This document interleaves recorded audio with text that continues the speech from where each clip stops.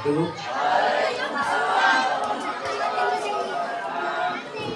Lagi rekan-rekan, sini saya akan membacakan program untuk SEM dan berintegrasi dengan program P5. Ini bisa kita jadikan sebagai program di Ombel atau komunitas belajar. Nah, di sini ada program yang sudah saya buat, yaitu dengan tema gerak itu sehat dan berwirausaha menyenangkan. Kira-kira cocok nggak?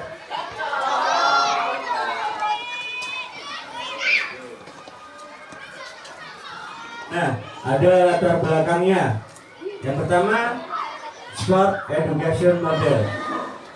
Sport Education Model merupakan pendekatan pembelajaran pendidikan jasmani yang bertujuan untuk memberikan pengalaman belajar yang menyerupai situasi olahraga yang sesungguhnya. Jadi di sini berfokus kepada seluruh peserta didik yang jadi panitia, jadi wasit, jadi pembawa acara, semua kita berfokus pada peserta didik. Model ini dirancang untuk mengembangkan keterampilan olahraga, memperkuat partisipasi aktif siswa, meningkatkan pemahaman siswa terhadap peran dalam olahraga seperti tadi pemain, pelatih, wasit, dan penyelenggara. Jadi semua yang melakukan yaitu peserta didik. Terus untuk kewirausahaan proyek P5-nya, selain adalah bagian dari kurikulum Merdeka yang bertujuan untuk membangun kompetensi abad ke-21. Nah, ini kita berarti sudah menyesuaikan dengan perkembangan zaman, seperti kreativitas, kerjasama, dan inovasi. Fokus pada kewirausahaan dalam program P5 bertujuan membekali siswa dalam kemampuan berwirausaha, mengembangkan kreativitas dalam memanfaatkan peluang. Jadi bisa untuk bazar contohnya. Hasil karya bisa diterapkan juga. Selanjutnya mengembangkan kreativitas dalam memanfaatkan peluang dan membutuhkan jiwa kepemimpinan serta manajemen yang tangguh. Jadi untuk kedepannya masih bisa digunakan. Contohnya ibaratnya kalau besar ini sudah lulus, kehidupan di luar sana jadi bisa dimanfaatkan. Integrasi program kewirausahaan ke dalam pembelajaran olahraga seperti bola tangan, memberikan konteks praktis yang memungkinkan peserta untuk memahami aspek manajemen olahraga atau event management, penjualan dan promosi kegiatan. Nah, tujuan programnya di sini untuk pembelajaran SEM bola tangan itu sendiri yaitu satu, meningkatkan keterampilan bermain bola tangan. Pasti kalau ibaratnya yang dipelajari bola tangan itu untuk meningkatkan. Terus yang kedua, siswa mampu menguasai teknik dasar seperti melempar, menangkap, mengirim, dan menembak. Yang ketiga, siswa memahami dan menerapkan strategi permainan dalam bola tangan. Yang keempat, mengembangkan kerjasama tim. Yang kelima, siswa untuk bekerjasama dengan anggota tim dan merencanakan strategi permainan. Yang keenam, siswa belajar melalui komunikasi yang efektif dalam kelompok. 7. Menguatkan sikap sportivitas dan fair play. Selanjutnya, siswa menunjukkan sikap jujur, menghormati aturan dan menghargai lawan. Terakhir, belajar menjadi pemimpin dan pengelola. Siswa mengambil peran sebagai wasit, pelatih, atau manajer dalam kegiatan bola tangan sesuai dengan prinsip social education model. Tujuan pembelajaran berintegrasi dengan P5, yaitu kewirausahaan, mengembangkan jiwa kewirausahaan melalui peran manajemen olahraga. Kedua, siswa memahami konsep dasar kewirausahaan seperti perencanaan, promosi, dan pengelolaan keuangan. Ketiga, siswa menciptakan ide kegiatan yang berhubungan dengan olahraga seperti permainan bola tangan mini atau penjualan makanan dan minuman dan hasil karya. Melatih kemampuan berpikir kreatif dan inovatif. Siswa membuat rencana pemasaran sederhana, misalnya membuat poster atau mengelola promosi acara bola tangan di sekolah. Saja, meningkatkan keterampilan kolaborasi dan tanggung jawab. Siswa bekerja sama dengan kelompok untuk menjalankan proyek berusaha terkait olahraga seperti menjual minuman sehat. Terakhir, memahami pengelolaan waktu dan sumber daya. Nah, ini capaian yang diharapkan dari program ini. Yang pertama, siswa diharapkan tidak hanya menjadi atlet yang kompeten, tidak hanya menjadi atlet saja, melainkan juga individu kreatif dan siap menghadapi tantangan dunia kerja atau kewirausahaan di masa depan. Jadi, nanti untuk masa depan anak program didik, ya, jadi dia selain menjadi atlet, dia bisa juga mengelola sebuah kompetisi atau pertandingan. Langkah-langkahnya, pertama yang akan saya lakukan ini berdiskusi dengan rekan sejawat dan peserta didik untuk menentukan program, misal pelaksanaan pertandingan. Sebenarnya kita berdiskusi dulu untuk semua yang terlibat, semua guru, semua rekan-rekan sejawat berdiskusi mau kompetisi apa yang akan dilaksanakan dan kapan waktunya. Terus juga kedua, menentukan pelaksanaan kompetisi dari ketua panitia, pembawa acara, dan medis, wasit, dan lain-lain. Di sini kita memilih siapa peserta didik yang ibaratnya kita anggap mampu untuk melaksanakan tugas yang telah ditentukan di sini. Terus yang ketiga, pelaksanaan kompetisinya.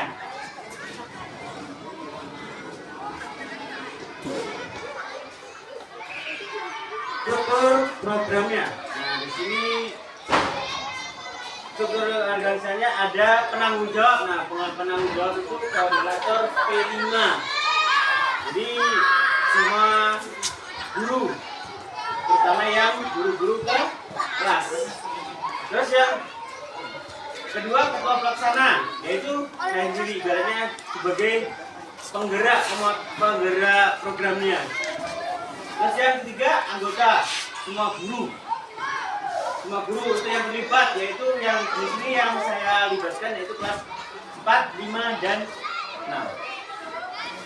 Terus pelaksana kegiatan, panitia supaya sudah berdepan. Jadi pelaksana yaitu semua murid yang sudah kita pilih dan kita tentukan. Terus mitra apa yang terlibat yaitu guru bahasa Inggris. Nah, kalau guru bahasa Inggris itu nanti sebagai penerjemah kalau sebenarnya murid tidak tahu dengan istilah-istilah bahasa Inggris dengan saat pelaksanaan. Terus rencana kegiatan, pelaksanaan kompetisi bola mini, bola tangan, bola tangan 1 dengan sistem setengah kompetisi. Sistem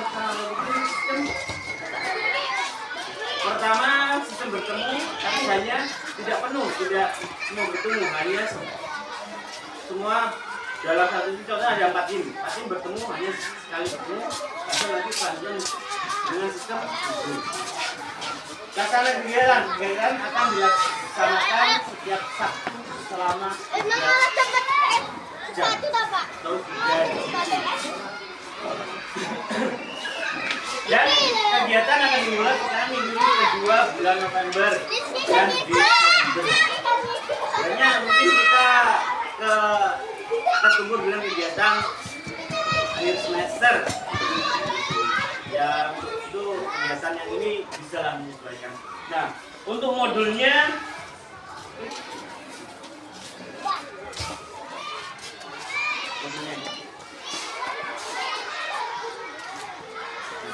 ini sudah ada modul dalam SEM yaitu permainan bola.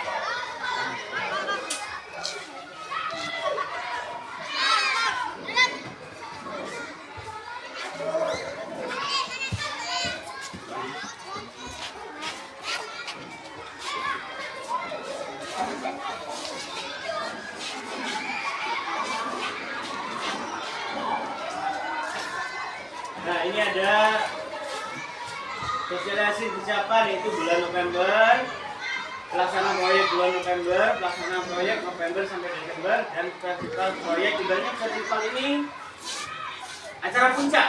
Acara puncak itu pas saat final. Jadi di sini pas saat Januari sekaligus evaluasi. Nah, mata pelajaran apa saja yang akan dilibatkan dalam pembelajaran menulis proyek ini? Nah, mata pelajarannya itu mapel seni. Nanti sebagai ibaratnya guru seni lah di sini apa pelatih ekskul seni. Sebagai penampil tari pada saat pertandingan puncak. Nah, kita pas saat pertandingan puncak bisa kita disesuaikan dengan kegiatan yang lain selain olahraga sebelum acara pertandingan dimulai. Pas saat pembukaan apa. Jadi akan lebih seru, ibaratnya lebih meriah. Terus selanjutnya koordinator P5 melakukan belajar pada saat pertandingan berlangsung. Nggak apa-apa, pas saat pertandingan mulai langsung dikoordinasi nggak apa-apa.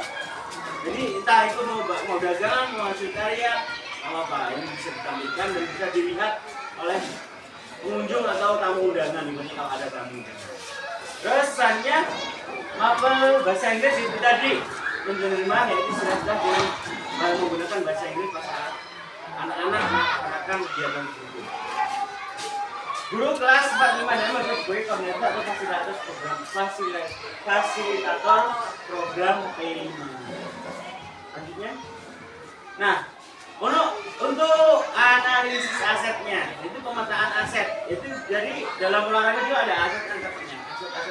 Ini yang pertama aset manusia. Itu berupa dengan guru PJOK dan guru-guru usaha serta peserta didik. Jadi ya pelaksana.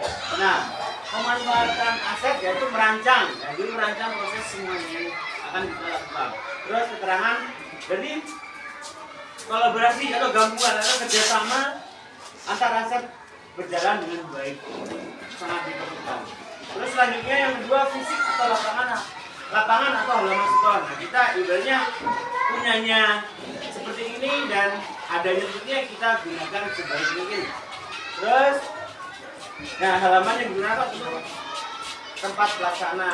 Terus keterangannya memaksimalkan tempat yang ada jadi. Selanjutnya finansial, memanfaatkan alat-alat dan bahan yang ada. Ibaratnya nggak perlu kita membeli atau menggunakan dana yang ada kita manfaatkan. Emang kepepetnya baru harus beli. Dan keterangan untuk efisiensi biaya, penekanan biaya Tanya untuk politik yaitu kepala sekolah dari kita itu biar yang selalu mendukung kegiatan-kegiatan yang positif. Penting, izin adalah kunci sukses pelaksanaan. Jadi kita kalau ibaratnya mau melaksanakan kegiatan kalau tidak dapat izin dari kepala sekolah, rasanya agak bingung gitu kan. Ada yang kurang. Terus selanjutnya yang sosial, berdiskusi dengan rekan sejawat untuk melaksanakan kepentingan bersama. Itu ada di kerjasama dan obrolan kecil ya nggak resmi nggak apa-apa atau ini untuk kemajuan sekolah terutama. Selanjutnya interaksi antar elemen untuk pembelajaran peserta didik. Jadi ini sebenarnya kita intinya fokus ke peserta didik. Terus yang terakhir yaitu yang menyatakan lingkungan sekolah yang bersih. Nah itu tidak pengaruh. Kalau kita bersih lingkungannya untuk melaksanakan kegiatan kita mandangnya juga enak, terus ibaratnya kita nyaman. Selanjutnya lingkungan yang baik akan membuat olahraga semakin meriah. Tadi juga dilihatnya bersih, kalau dilihat terus kita olahraga juga nyaman. Terus selanjutnya budaya keragaman merupakan kekuatan sekolah dengan semboyan satu kita khususnya ada bergerak kita itu hanya kelebihan prinsipnya. Terus selanjutnya toleransi antar suku dan agama itu persatuan antara ibaratnya berbeda-beda suku dan agama. Yuk selanjutnya, nah rencana evaluasi. Survei akan dilakukan dengan model wawancara. terhadap seluruh peserta di kegiatan. Maksudnya nanti rencana evaluasinya kita gini. Nah, kita mewawancari siapa yang terlibat dalam pelaksanaan, rasanya gimana, sehingga ibaratnya terus kekurangannya bagaimana. Jadi kita evaluasi pada saat diwawancara. Terus refleksi dan umpan balik akan dilakukan dengan kepala sekolah dan sejawat pada akhir kegiatan selesai. Nah, ini tantangan pas saat program yang akan kita buat nanti. Tuh, tantangan yang pertama, kegiatan berlangsung terlalu lama. Ya, ibaratnya kita ini programnya sekitar 4-6 bulanan. Semua tapi berproses. Karena ada persiapan, ada latihan, ada yang gimana, tapi tetap peserta didik yang melakukan. Terus mulai ada kejenuhan dari anak-anak, ya ibaratnya kejenuhan yang tidak terlibat dengan program yang kita punya yang lainnya. Jadi untuk menyikapi itu bagaimana dengan ini saat program itu kita berbicara masing-masing. Terus untuk anak yang tidak ikut bertanding akan cenderung bermalas-malasan, ibaratnya bermalas-malasan, dia semangatnya kurang. Maksudnya, wah aku aja nggak ikut bertanding, paling hanya nonton, ibaratnya kayak gitu. Kayaknya si siswa itu juga pengen ikut bertanding. Terus yang sebenarnya untuk seluruh siswa yang terlibat belum begitu maksimal. Maksudnya yang nggak terlibat, yang terlibat itu belum maksimal. Jadi bagaimana ini kita ibaratnya sebagai fasilitator membuat anak itu supaya untuk bertugasnya tetap bisa maksimal. Selanjutnya itu solusi. Ini solusinya yang akan kita lakukan saat yang ada tantangan di atas, yaitu harus ada kerjasama yang solid. Sebenarnya itu kerjasama kita, rekan-rekan sekalian itu terlibat ya proyek ini, terus sangat dibutuhkan untuk menunjang kesempatan dan keaktifan. Jadi kerjasama kita itu sangat diperlukan untuk membimbing anak supaya kita bisa kompak dan semangat dalam melaksanakan kegiatan tersebut. Terus yang terakhir, mengoptimalkan keterlibatan peserta didik dalam kepanitiaan dengan bimbingan dari guru. Ibaratnya dari koordinator yang sudah ada. Nah, oke, untuk pemaparannya saya cukupkan di sini. Kalau mungkin ada pertanyaan dari Bapak rekan, mohon ditanyakan. Kalau kamu nggak ada ya sudah. Cukup? Apa gimana Bu ya?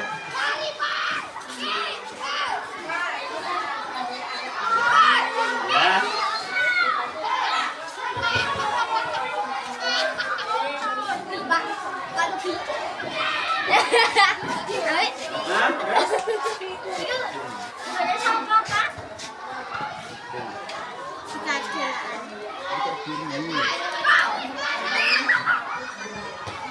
Kalau ibaratnya masalah satu tadi pemanfaatan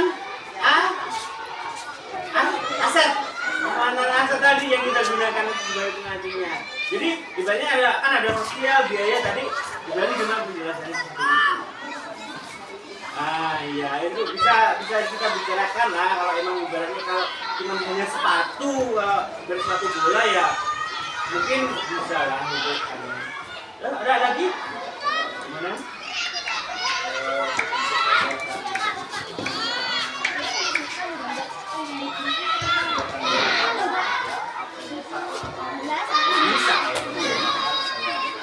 Bisa semua bisa dilakukan, yang penting tetap peserta didik yang mau ibaratnya kita mau melakukan dengan hasil karya saja nggak apa-apa, yang penting ada kerjasama tetap peserta didik yang itu kita hanya sebagai koordinator atau fasilitator mengarahkannya.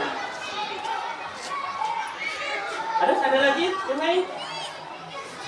Oke, cukup. Oke, terima kasih untuk kesempatannya. Mohon maaf apabila ada salah-salah kata, salah penjelasan. Ya namanya manusia ya. Ini ada yang sempurna. Ya ini wabillahi taufiq hidayah. Assalamualaikum warahmatullahi wabarakatuh.